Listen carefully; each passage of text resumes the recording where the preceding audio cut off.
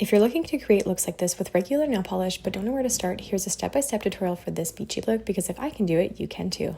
Because my freehand game isn't super strong, I made decals for the more detailed elements by painting the polish onto a Ziploc bag and letting it dry. If you want a detailed tutorial, it's already up on my page. Once this was done, I got started on the nails themselves by removing any excess oil with acetone. I laid down a clear base, making sure to wrap the tip of my nail to help the polish last longer.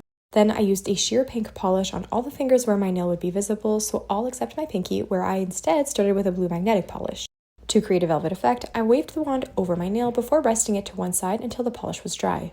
Then I moved on to the ring finger, using the brush from the bottle to create a wave in the upper corner. I used a brush dipped in acetone to clean up my mess. For the gradients on my middle and index fingers, I painted a makeup sponge and dabbed it gently on the top half of my nails. This takes a few layers and some dry time in between, so in the meantime I added a coat of blue to my pinky and ring fingers, making sure to magnetize each time, which I did cut from the video because it adds a ton of time, so make sure to budget for that.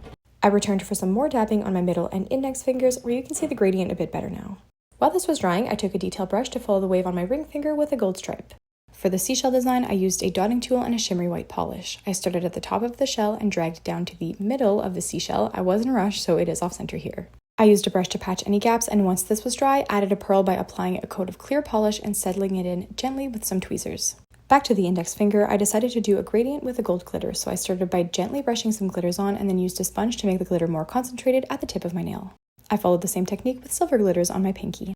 Now for the finishing touches. I applied a starfish decal to my ring finger by laying it down on a tacky coat of clear polish.